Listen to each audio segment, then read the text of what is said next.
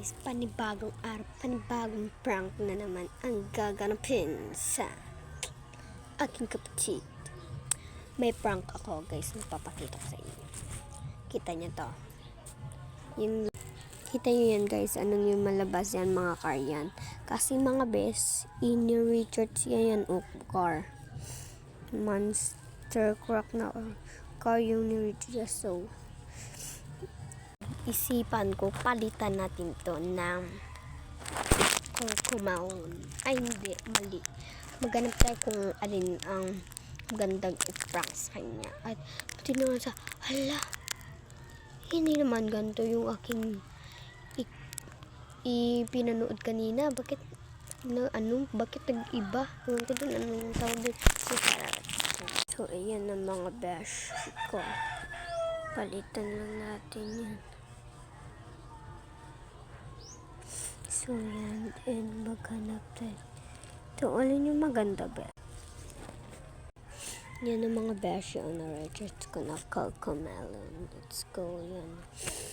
So, yan yung lumabas. Cocomelon. Ayaw kasi mga beshi ko sa Cocomelon. So, tara, let's go. Asan yung maganda? Like this. Magpasayod pa siya. So, ayan na mga besh. Cocomelon. Tignan nyo naman yung besh, oh. La la la la la la la la. First prank. Ay, hindi na to.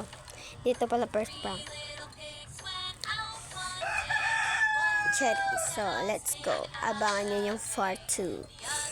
Mga besh, alam ko sa inyo ay may naghanap pa rin kayo ng leverage.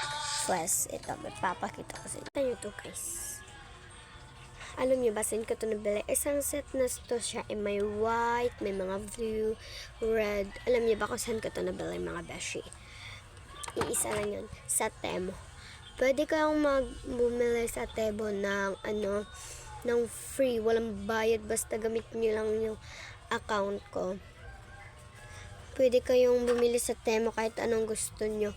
Free siya. At kahit peso, wala kayong babayaran. Kundi zero talaga siya mga mi. Kaya ano pang hintay nyo? Bumili na at abangan yung part 2. Kill!